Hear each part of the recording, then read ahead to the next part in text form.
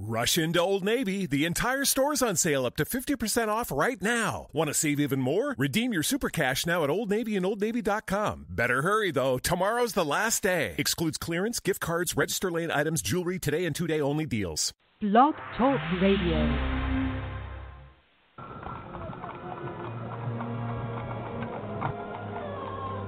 The year, 1888. The place, London's East End.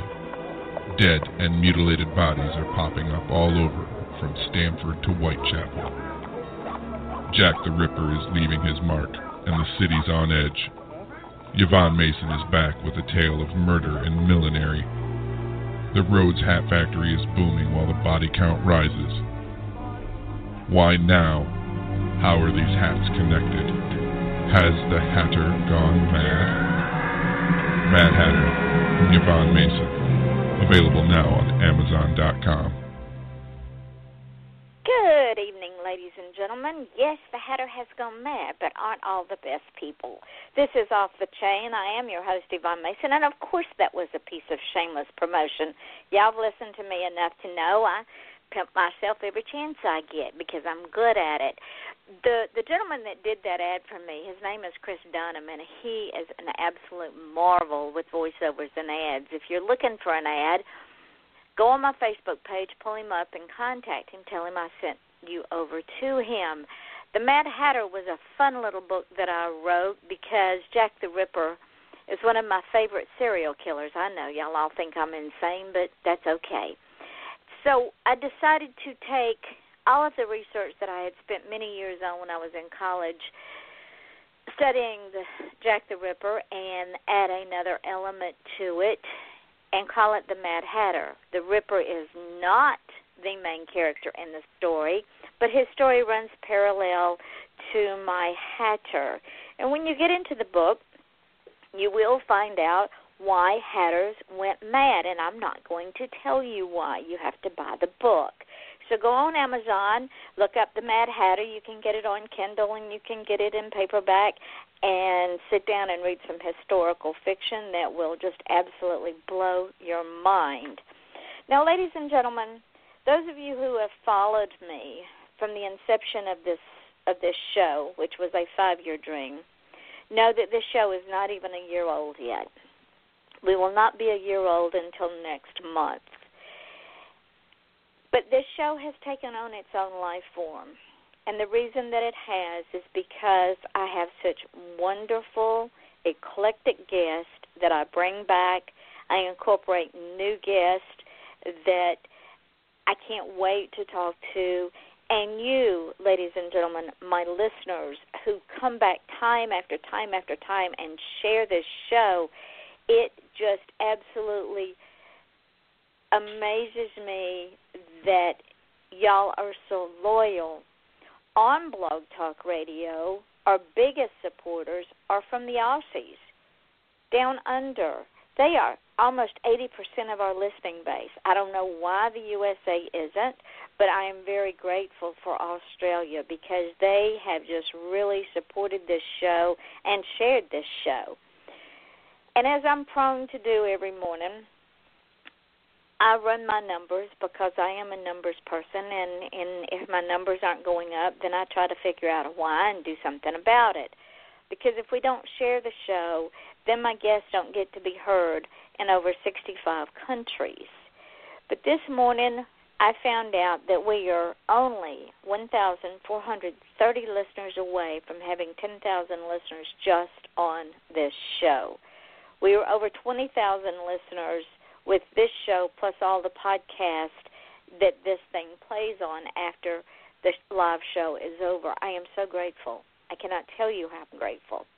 And that brings me to another point. Because of this show, we now have an opportunity not only for our guests to be heard in areas they would never be heard in, but we also get to advertise for up-and-coming authors. And tonight I want to introduce a new sponsor to our show. It's author Diane Moats. And this is what she says. I have a great new children's adventure to tell you about. Pepper Neely Pet Sits Magical Animals. And the first of the series, The Supernatural Pet Sitter. The Magic Thief. Someone begins stealing the magic from Pepper's animal friends. She has to find the magic thief before the magic thief finds her. The Supernatural Pet Sitter by Diane Mote is available on Amazon as an ebook or a paperback. Plan ahead so you can entertain your children on a long car trip or a rainy summer day. Again, that's the Supernatural Pet Sitter on Amazon. Now, try to say that fast 3 times, ladies and gentlemen, and your tongue will get twisted. But the author is Diane Mote, and it sounds like a neat little book for your children, The Supernatural Pet Sitter by Diane Mote. And we want to welcome Diane as a sponsor for this show. And we will be running her ad for the next 30 days. It will run every time the show runs between now and July the 9th. So welcome, Diane. We are glad that you have joined the show. Now, tonight, I have been waiting, so excited about this author because I went and looked her up and looked up all of her wonderful books, and I can't wait to talk to her. Author Patricia Loofbourrow. She is an MD and is an SFF and nonfiction writer, a PC gamer, an ornamental food gardener, a fiber artist, and wildcrafter who loves power tools, dancing, genetics, and anything to do with outer space. Patricia was born in Southern California and has lived in Chicago and Tokyo. Currently, she lives in Oklahoma with her husband and 3 grown children. Now, I'm going to tell you, there's some things in here that really just blew me out of the water. A PC gamer, a female who loves power tools. Now, not saying that females can't love power tools, but that's just not something that most of us women go for. And she loves genetics, anything to do with outer space. So, without further ado, and tonight my co-host is a really good friend of mine who's been on my show many, many times. Author Ian Bush joins us to help me delve into all things Patricia Loofbourrow. Welcome, Patricia, and welcome, Ian. Hi. How's it going? Hi, honey. Well, I tell you what, I don't even know where to start with Patricia. Let's just start. Patricia, how did you get here with all of this stuff behind your name, darling? How in the world did you get where you are today? Did you start out as a little girl playing with power tools? No, well, I was always sort of a tomboy, I suppose. But I think the power tools came from my now husband.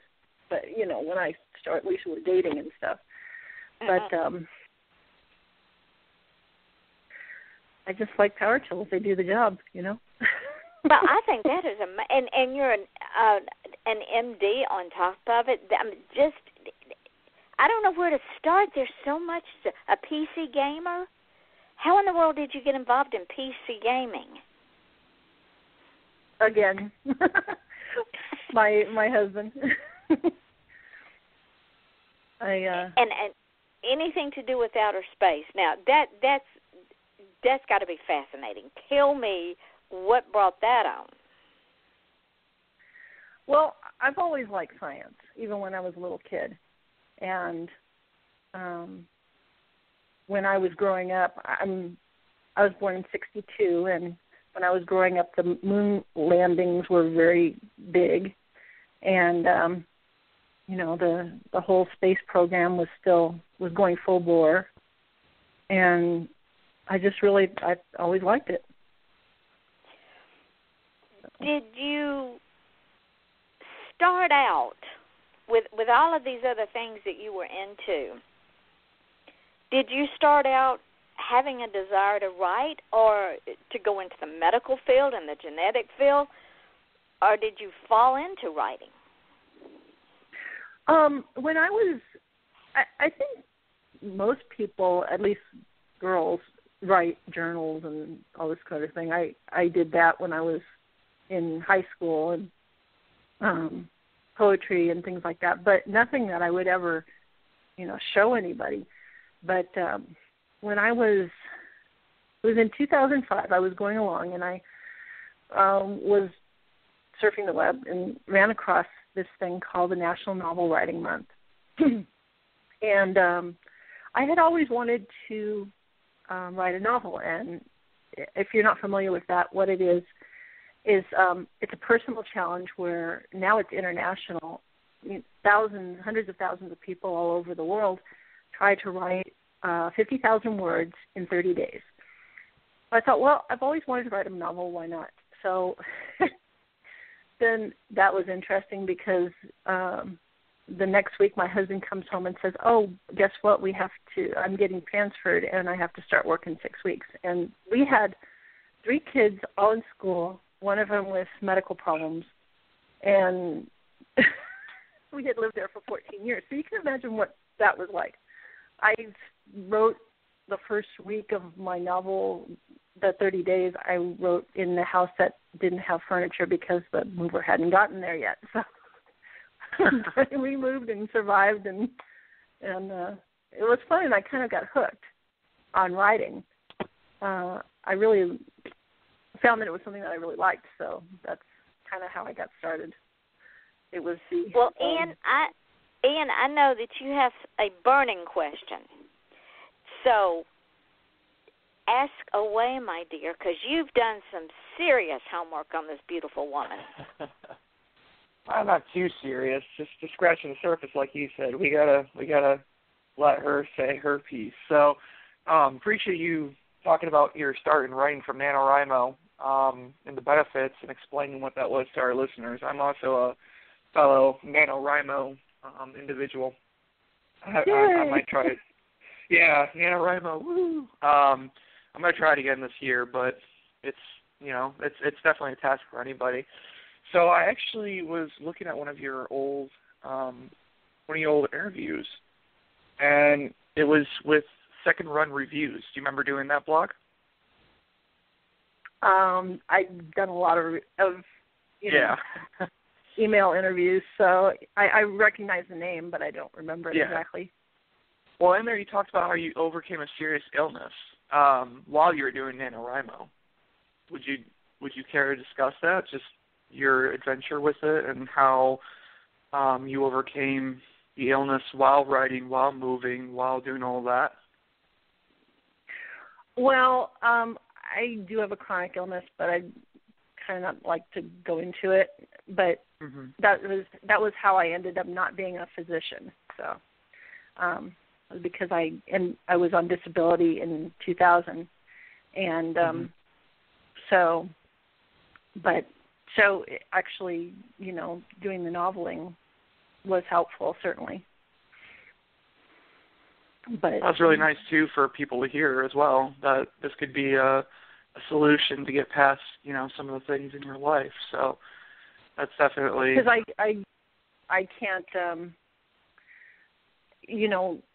I was in 2000. They said I was 100% disabled for my profession, so I couldn't be a doctor anymore. So that was one of the reasons I got on the internet was, back in before that, to try to figure out, what was going on, and then finally, so actually that was a blessing in disguise in that I've been online since 95 or something like that, where a lot of people my age even now are like, what's a not that bad, what's a computer, but like they don't know how to do anything other than email or something. Whereas now, I code and stuff like that now. So, well, I'm going with the same interview and whatnot from Second Run Reviews, and what Yvonne's talked about, and all the things that you've done, and all the things that you enjoy.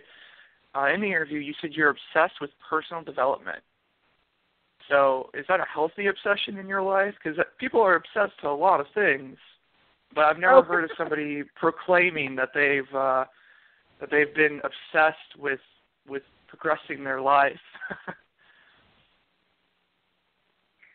Yeah, I guess. I guess it kind of goes back to my illness, which, like, I don't want to get into like details of it. No. But I just remember it was before I got my actual diagnosis. I was in this support group for people with similar symptoms. And this lady's like, oh, well, I've been in these groups for 30 years. And I was like, no. In my mind, I was like, no, I'm not going to be this person that, I know I'm going to get better. And so, anyway, that's kind of how I got started in this. Just because the illness that I have is not well known, and there's a lot of, like, people don't know really how to treat it. So I've tried a lot of different things, and traditional and non-traditional things. So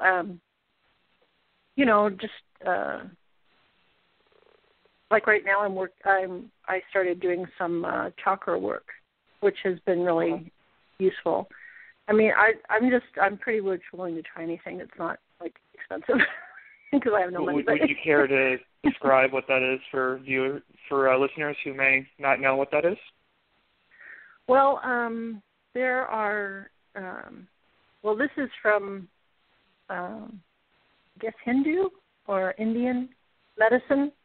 There's a theory that there's these 7 areas of the body that have where your body's energy will kind of congregate. And actually, there's a really cool YouTube video that's taken from the children's show, The Avatar, talking about how it's like pools, and you have to, if the pools have gunk in them, then the water's not going to flow from one pool to the other. And so basically what you want to do is kind of like ungunk yourself. But I don't know if that makes any sense or not. But that makes perfect sense. Basically, yeah, all I've been doing recently is I just started. I don't really know a lot about it, but I started. There's a lot of really great videos on YouTube where they have like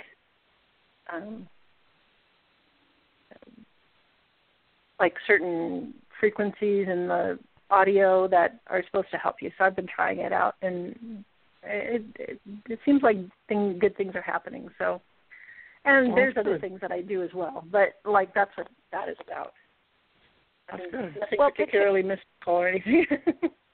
Well, Patricia, think about this: when with all of the stuff that we as humans allow to get in our body, whether by design or whether by it just happens, with all the pollutants and all the garbage that we eat and all the stuff that we do to ourselves, you're right.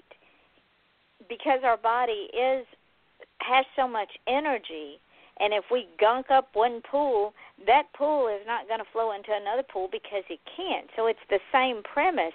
Our energy can't flow into our entire body because we've got it so gunked up with garbage.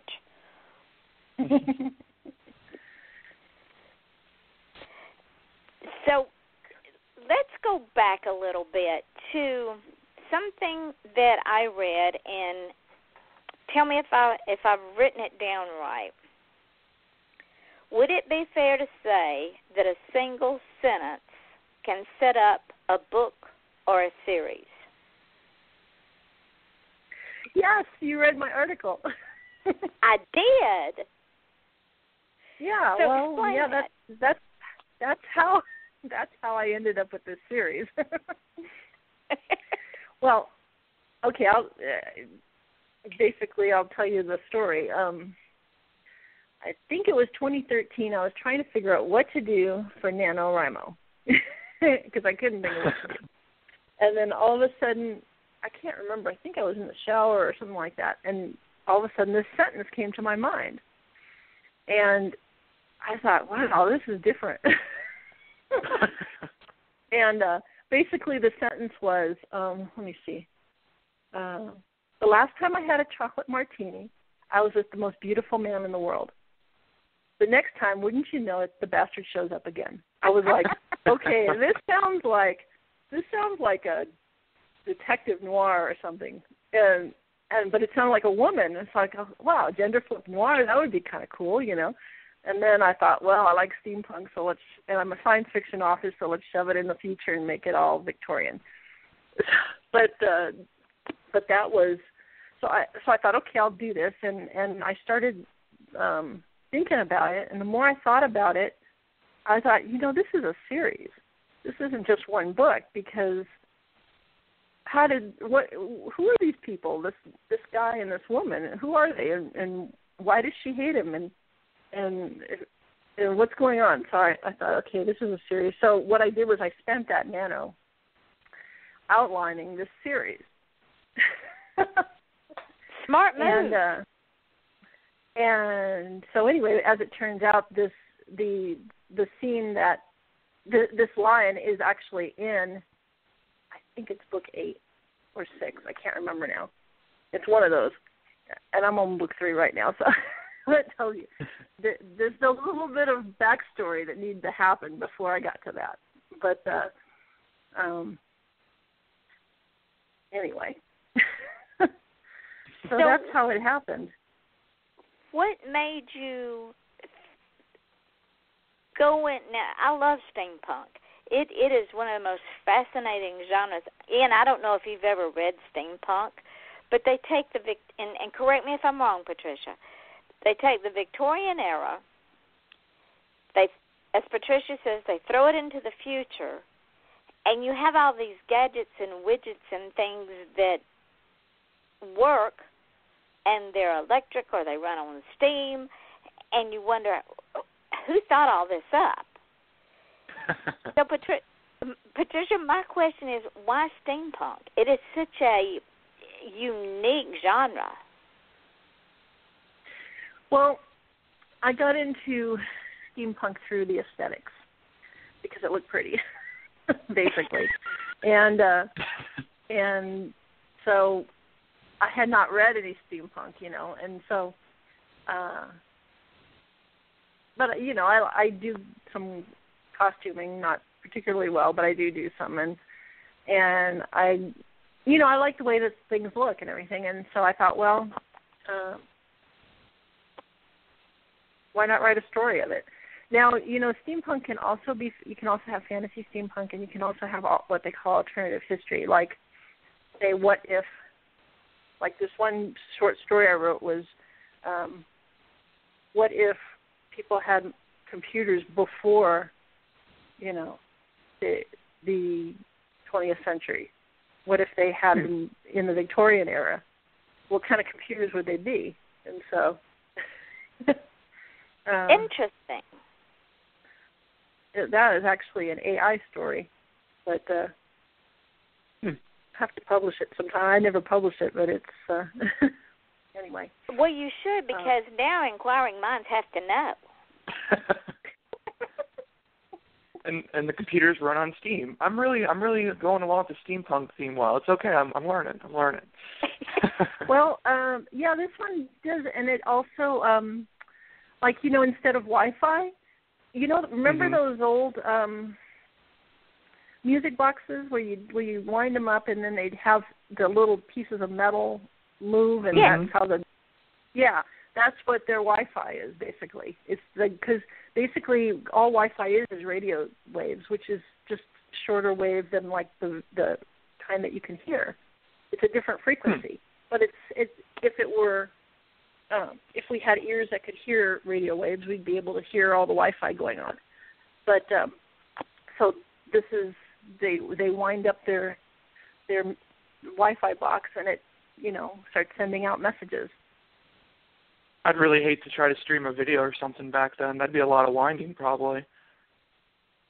yeah. And hydraulics is something else you could use for your computers. Yeah, But anyway, it was just a little fun thing I wrote several years ago. But you should put it out. Eventually, I will put out all the stuff. I got it I was telling you, once I did that nano in 2005, I kind of got crazy with writing, and I signed up to a group online called Forward Motion for Writers, and it's still on right now. I mean, it's still going. It's basically a writer's forum. And they used to have all these, well, they still do. They have all these challenges and stuff, and, like you write a short story every day or with these prompts, or you write this, you write that, and I just really went crazy with it, and so I have a lot of stories. But I think that was good because it helped me, and like when I felt ready to publish this, I already had, written quite a bit, so. Well, now, and correct me if I'm wrong, but you are the manager of Red Dog Press, correct? Yeah, I made it. Basically what happened was I decided that since I have a 13-part novel series and that I'm going to need lots of ISBNs, and so I just looked at the pricing and I thought, well, if I buy 100 ISBNs, they're only $5 each. And they asked, what name do you want on it? And I was like, that's boring to just have my name on it. So I just made up this company, and I actually have it as an LLC, But so it's not really a press; it's just my imprint. But still, it's your kind of what Yvonne was talking about earlier. It's your image, That's it's your thing. It's my company. So. Yeah, it's my company. That's really neat. So what is a fiber artist? Oh, somebody that does art in, like knitting, crochet, spinning, weaving, any of that kind of stuff with fiber. That's interesting. Like wool or cotton or whatever. I know how to. I'm sorry? So what is your niche? What is your expertise as a fiber artist? What do you create using fiber? Well, I wouldn't call myself an expert. It's kind of like a hobby, but I do costuming, and I know how to knit, and I know how to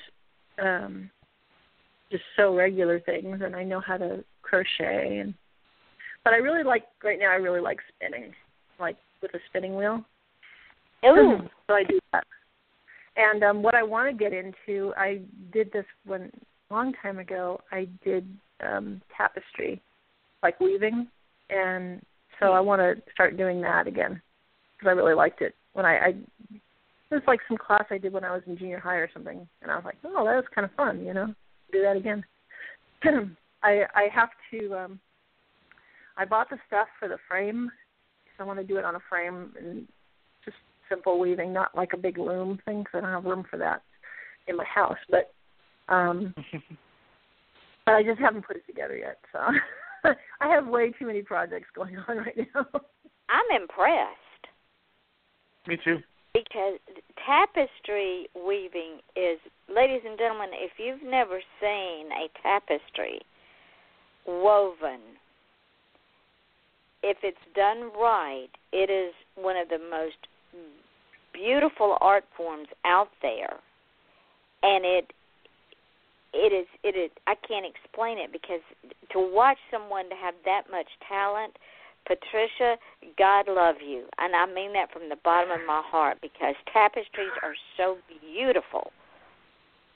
Well, I have not made one like I said, since I was in junior high, I haven't made one. So we'll see how much talent I have at it. But oh, I'm that's sure what I'd like you haven't forgotten. You have not forgotten how to do that, I guarantee you.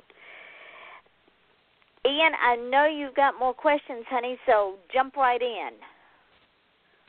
All righty, sounds good. So we got one more for you, and this one's kind of an easy one because there's pretty much no wrong answer. So you have 3 children, right?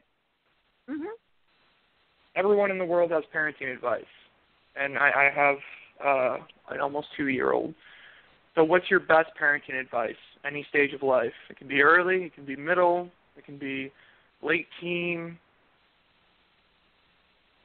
They need you at home, like even and actually a friend of mine that had teenagers, she told me this when my kids were little, and I found that to be true. It's like they need you at home more when they're teenagers than when they're little.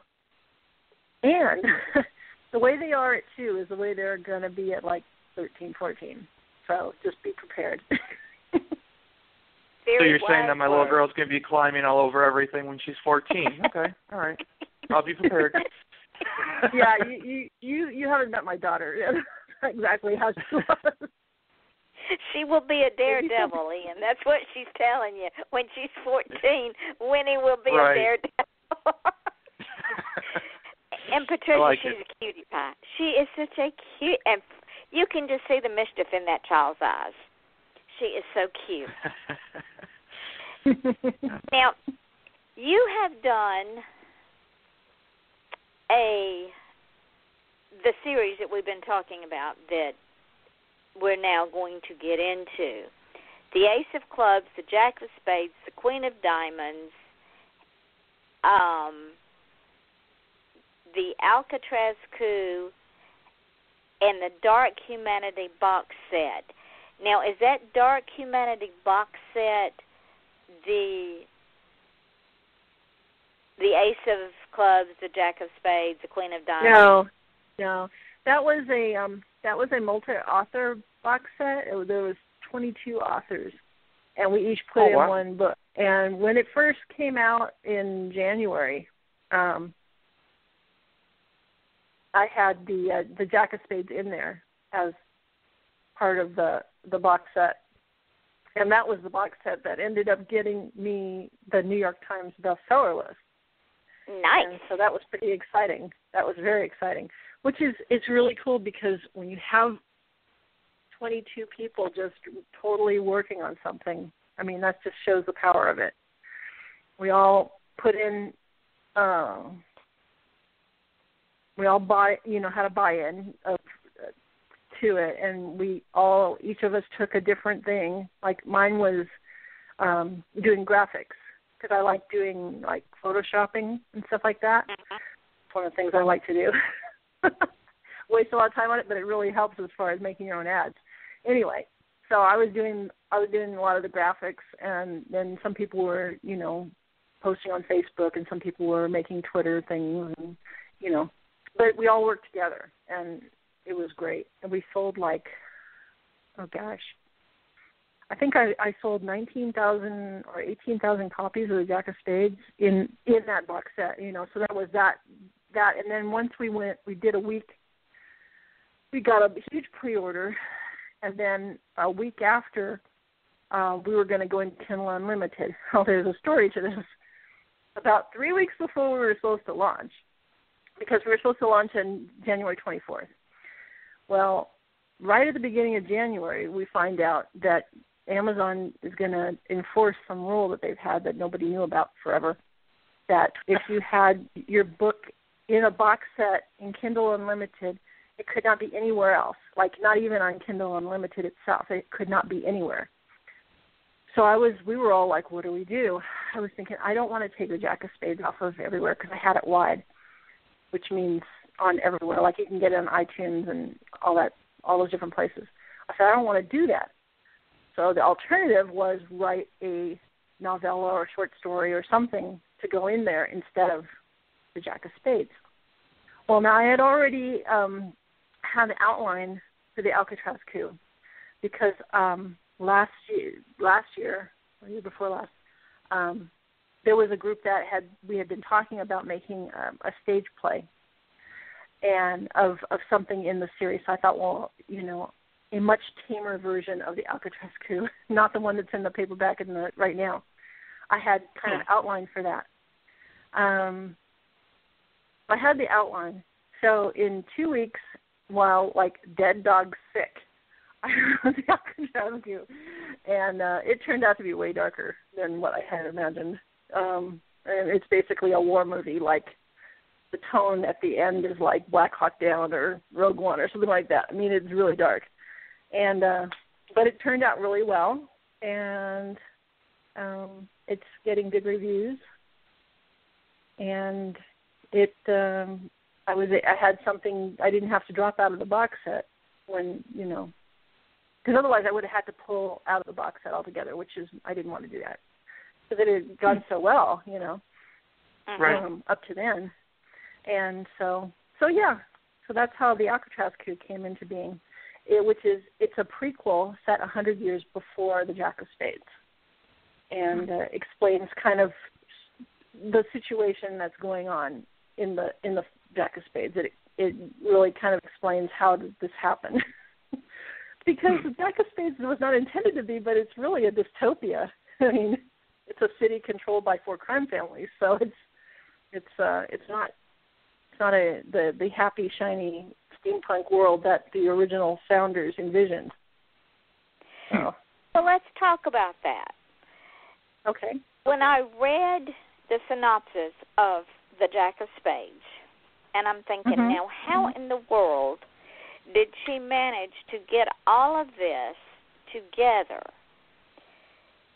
Now, this, correct me if I'm wrong, Patricia, but this story is set sometime in the future, correct?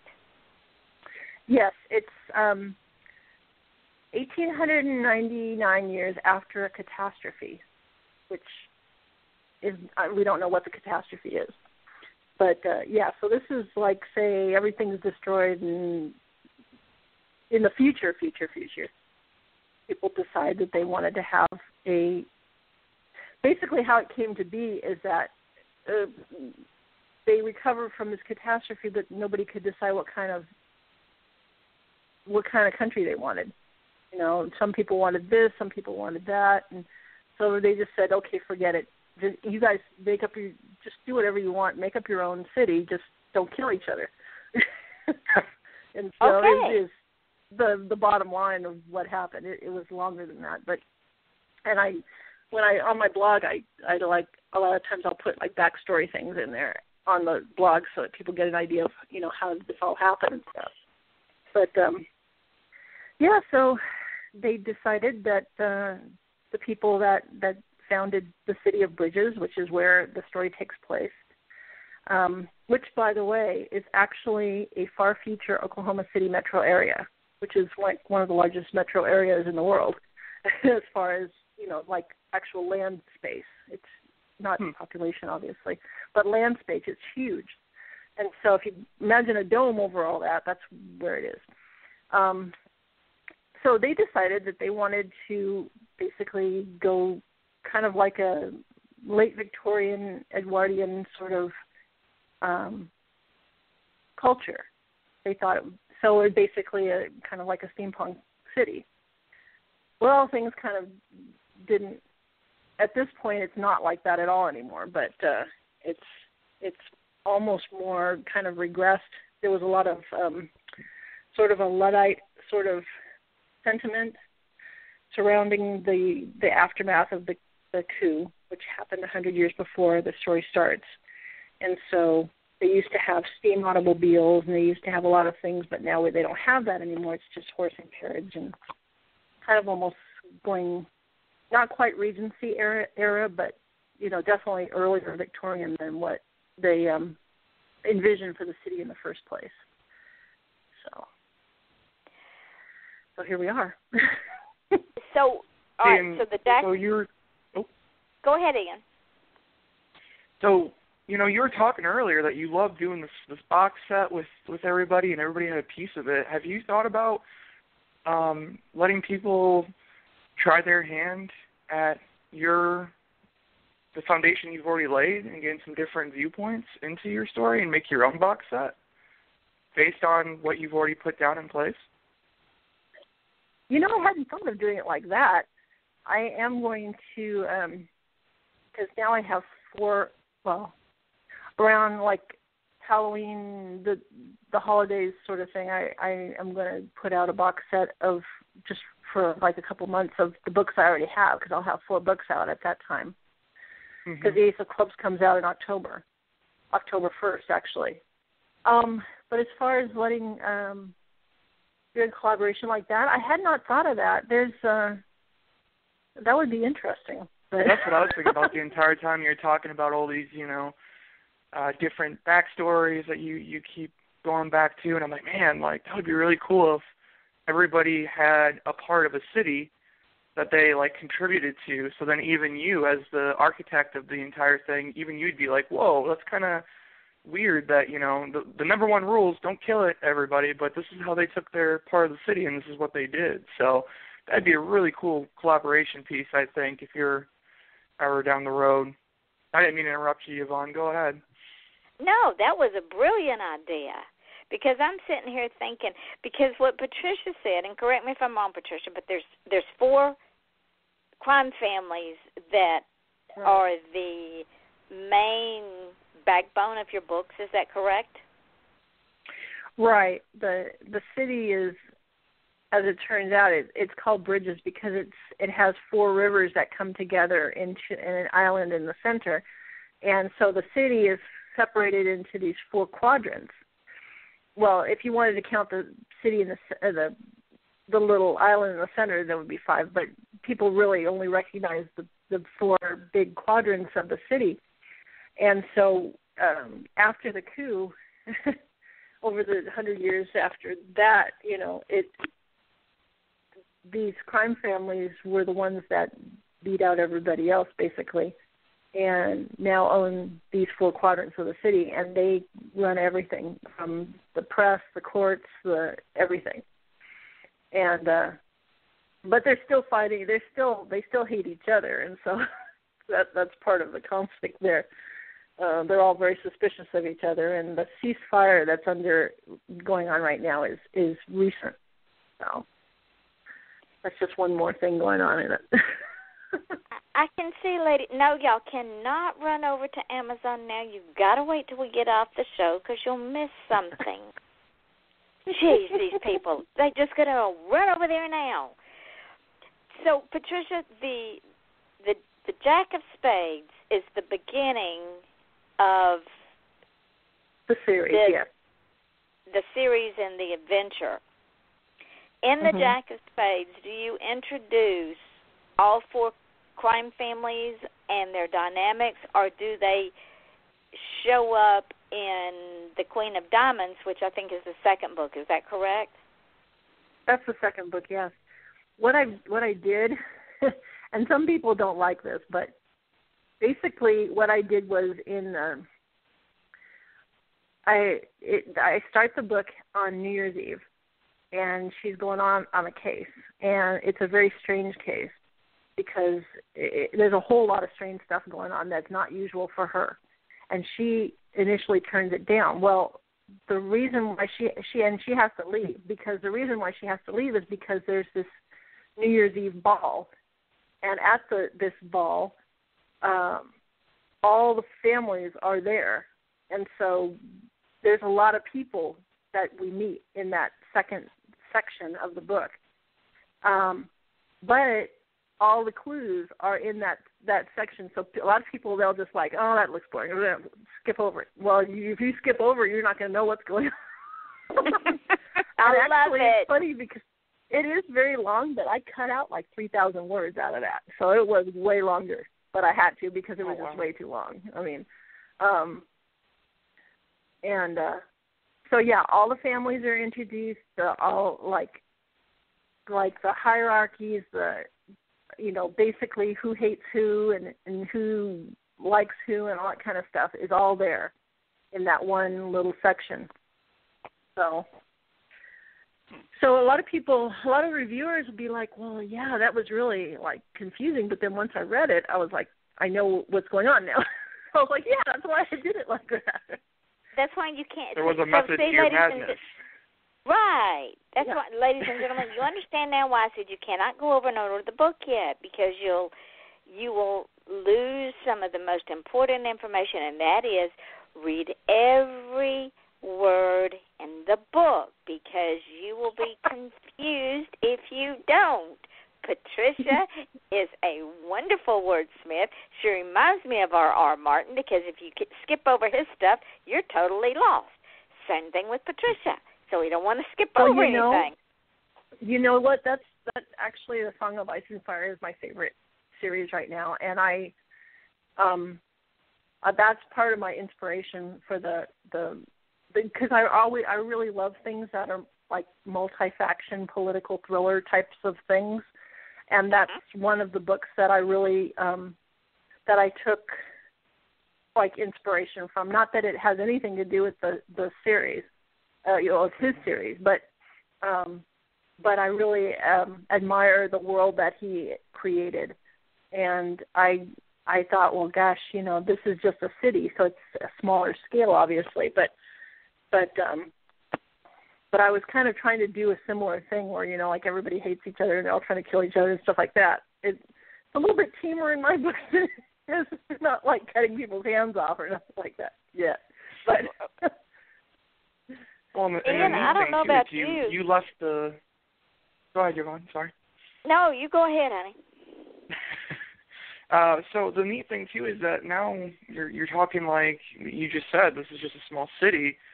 But maybe down the road, there might be other colonies that they find once they leave the city. Is the outside world, outside the dome, is that the no man's land? Is it unlivable? All these questions and more are in my head and probably in the book. You just got to read each word for word.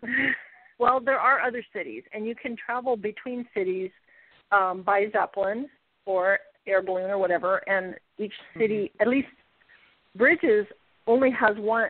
There's an aperture that opens up in the wall of the dome, and it's a huge one though, because like multiple Zeppelins, huge airships can go through this at the same time, and so there's like passages to other domes and other cities so you can travel. And as a matter of fact, well, you can read the blurb. There's a little boy who's been kidnapped, and the mother of the boy who's been kidnapped, and the family of this little boy had just come from another city to live in Bridges. And so there's an actual, it's kind of like a loose federation of domes. That is what the former North America has turned into. And outside the dome, I know what's out there, but right now we don't know what's out there. But there are people everywhere, so it's not totally unlivable out there. But we just don't know yet what it is. I don't know about you, ladies and gentlemen, and Ian, but I'm going to have to get these books because inquiring minds want to know. Indeed. Actually, you do talk a little bit about it in the Alcatraz coup. The people outside the domes are referred to as the wild men, and some people call them tribesmen or whatever, but it's early on in the story. The main, there's like two main characters in the Alcatraz coup, and one of them is a history teacher, and that's his passion. It's just history, especially military history. And he says, the wild men weren't as wild as everybody thought. They just didn't want life inside of a dome. When they set up, what do you guys want to do? You take your own thing, and if you want to use a dome, then go ahead. And these guys didn't want to have anything to do with that. They wanted to be, free of that. So, but we don't know anything about the wild men at this point. Why did you name your series after cards? When I can't remember exactly how I got the title for the Jack of Spades, but I thought of it, and then I thought, okay, this sounds like cards would be kind of cool. But then I think it was in, let's see, I wrote the first draft of Jack of Spades during Nano. I write all my first drafts in Nano. I wrote in Nano in 2014, and then that summer I took an online course, which was done by Turner Classic Movies and Ball State University, and it was called Summer of Darkness. And there was a Summer of Darkness Turner Classic Movie marathon that went on during that time, which was amazing. And I didn't really know anything about film noir, so I decided to take this class because I figured it would help with the book. And it did, because a lot of the themes within the book, within the film noir, and also like a lot of the visual stuff that I try to write into the story comes from that. And one of the themes of film noir is, which if you don't know, film noir is an American movie genre of the 1940s and like early 50s. It's like German expressionism, and it's a lot of the German immigrants, film immigrants that were fleeing the Nazis. They came to the United States, and there was a lot of veterans that came from World War II that were they didn't want happy movies. They wanted something dark, and so makes sense. And so anyway, that's how. And it wasn't called film noir until later. And people were looking back and like, dang, that was dark stuff. Anyway, but one of the themes of film noir is kind of like existentialism, nihilism, that sort of thing. And I thought, what would if their religion was about cards, just like the random turn of a card determines your fate. I thought, wow, that's kind of cool. So, so their major religion is around cards, and a lot of the names, because names always go with the dominant religion. Like you think about how many Mary, Mark, Luke, John, Peter, blah, blah, blah. Or like if you went to the Middle East, it'd be like Muhammad and all that. And so, anyway, so a lot of the people's names in the story come from cards, like the history of cards. And so I've been doing a lot of reading about cards, card games, and all this kind of stuff.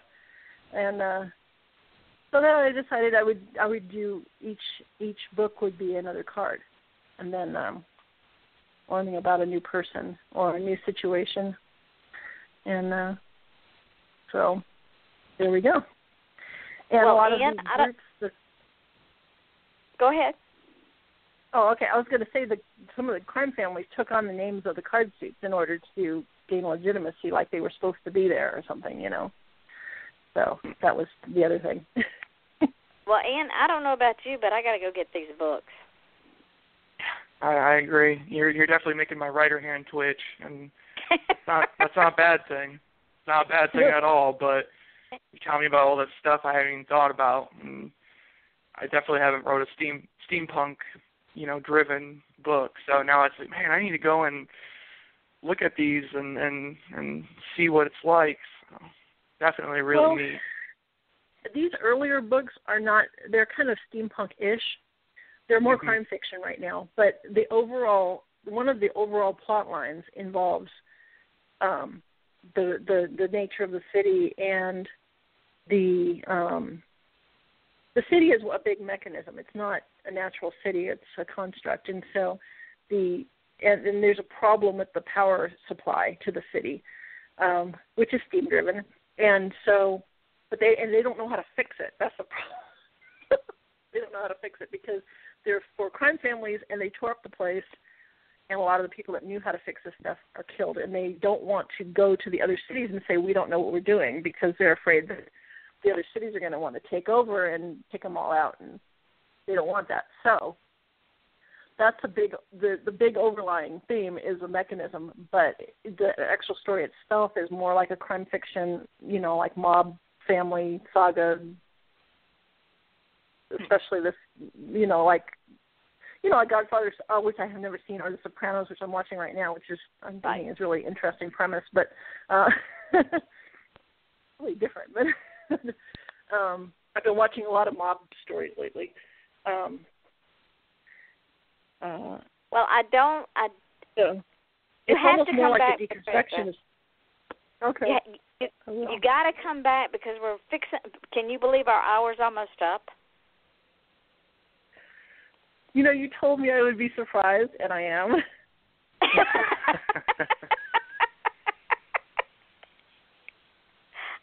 It happens every time. It never fails to, because once our guests, mine and Ian's guests, get in the groove of talking about their passion, the hour flies by. Mhm. It just flies by. So before we run out of time, tell everybody where you can be found. Everywhere. The only place I have not been able to weasel my way into is Google Play, but everything else, iTunes, Audible, Kindle, paperback, hardcover, pretty much everything. And ladies and gentlemen, it's Patricia Loofbourrow, Loofbourrow. And you can't go now. You got to wait. Can't owe you. You can't go now. You got to wait until we're finished here. Ian, any thoughts in 30 seconds or less? No, I mean, I'm completely mind blown right now with all this new stuff. I have to. I'm going to wait, but once I get off the phone, I'm definitely going to look at this new world that we've been discussing tonight. So I appreciate you telling us about your passions and your personal life, and thanks for coming on the show. And Patricia, will you come back? You're welcome. Will you come back? Yay! Yeah, I'll come back. This is fun. See, Ian, didn't we tell her it would be fun? We told her. We have fun on this show. So what I'm going to do is I'm all booked up for the rest of the year, believe it or not, but I want to bring you back. When are you going to release a new book? Sometime after the first of the year? The Ace of Clubs comes out October 1st. I've been putting one out every October 1st. And now the Alcatraz coup, like I said, was kind of different. It came out April 24th. But I don't know what might come out next besides the we'll just have to wait and see. I'll bring you back in January. Bring you back in January, February, and we'll see where you are. How does that sound? Sounds good. All right. Don't hang up when the show goes dark because I have some things to tell you. But I want to thank you very, very much for coming on the show and stepping out of your comfort zone. I love listening to the success of the guest. Ian and I both get a real kick out of bringing authors on and making them special, not just feel special, but making them be special because you are, and you're the reason this show is successful, and I appreciate it so much. And ladies and gentlemen, I appreciate you. I know Ian appreciates you. Without our listeners and without our guests, Ian and I would just be sitting here talking to each other, which we can do and no problem, but it's more fun when we get to interact with people like Patricia and with our listeners. Go and get her books because I know I am. She's won me over, and we didn't even finish getting to talk about them. And you all know that when I leave the show, I always say a few things, and one of those things is if you want to achieve success, stop asking for permission. You don't need anyone's permission to achieve success. And don't just feel special, ladies and gentlemen. Be special, because if you just feel special, then that feeling will go away and you'll find yourself in the pit of despair. Be special. Understand you are special. And, of course, my favorite thing is this. Your smile is your logo. Your personality is your business card, and how you leave others feeling after having an experience with you, ladies and gentlemen, that does become your trademark. Y'all that have been with me since the beginning of this show know that I believe that. Join us on Wednesday night. I will take tomorrow night off. Join us on Wednesday night at 8 o'clock Eastern Daylight Time with a whole new week of new guests. And I did not bring their names back in the studio with me tonight. Blame it on the brain cramp. Blame it on the lack of sleep. But I can promise you, Ian, will it or will it not be off the chain? Of course. We're always off the chain here.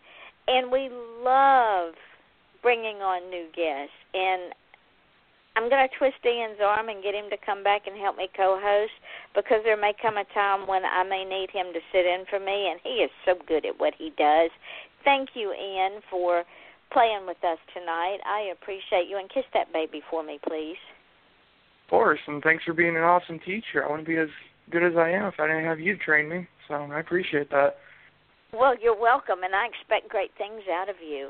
And Miss Patricia, thank you again for stepping out of your comfort zone and coming on the show and letting this hour fly by. You are a amazing storyteller, and I cannot wait to get into your book. So, Thanks. ladies and gentlemen, go ahead, sweetheart. I said thanks. Thanks for having me. You're welcome. Ladies and gentlemen, this is Off the Chain, and we say good night. Now, we are off the air, but they will hear us in archives. But what I wanted to tell you, Patricia, is when we hang up and the show goes into archives, once it archives up, I will put the link on my Facebook page and tag you in it. And you take this show, put it on your blog, share it with friends, relatives, and neighbors. Use it any way you want to promote yourself. And then tomorrow I put it up on Podcast, Podomatic, Podcast Garden, Spreaker, Mixcloud, and SoundCloud. And then from there and from Blog Talk, it goes up on iTunes, FM.com, TuneIn Radio, Stitcher, which is heard on Sirius Radio, and several other oddball podcasts that I don't know how it shows up, but it does. But on those 5 podcasts that I put this show up on, I then put the link up on my page and tag you, and you get to share that with everybody, and that is mine and Ian's gift to you. Oh, thank you. You are I quite appreciate welcome. that. Well, Ian, tell her my philosophy. You have a lot of philosophies. Which one tonight? About paying it. He's right. Paying it forward, my darling. We only give one a night, Yvonne. That's the deal. Well, one philosophy a night. but it's me. No, what we do is people have been so good to me down through the years, Patricia, that I can never pay it back. So I use this platform to pay all of that forward. And I hope that you will take these shows and run with them, because you will gain a following on the show. Cool. Yeah, that's the only reason I'm still working as hard as I am, because I had people like Yvonne who, helped me out. So that's what I try to do. So it becomes a great, big, huge, wonderful circle. So, Miss Patricia, I have you down to come back after the first of the year. And once again, thank you so very much for spending an hour with me. And I appreciate very, very much you being able to just relax and enjoy it.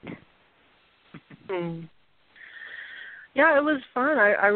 I'd never done anything like this before, and it was good. I'm glad I did it. It sounded like you've never done this before. It sounded like you were a natural. Exactly. So with that, I will say good evening and let everybody get back to their lives. And Ian, if you'll kiss that baby for me and hug Miss Samantha, I will appreciate it. And let me know when you want to co-host again. And Miss Patricia, I look forward to continuing our conversation. Yeah, it'll be good. I know it seemed like we just didn't really even talk about that much, and then it was over, And Johnny Carson has taught me well. So I was I will amazed say that you were actually, because I'm old enough to remember Johnny Carson, so I was like, it's true, what you were saying about how he worked, and it's just. Well, honey, really I'm actually cool. older than I'm actually older than I sound. I am 67 years old. I was born in 1951, so I grew up on Johnny Carson. Watched him a lot. So, but I will say good night to you two, and thank you once again, and I'll get this up. And Ian, if you want to pimp it, I'll tag you in it too, honey, because you were a big part of this one tonight as well. All right, sounds good. Good night, everybody. Thanks for having a good show. Good night. Thank you. Good night. You're welcome. Good night. Bye-bye. Bye.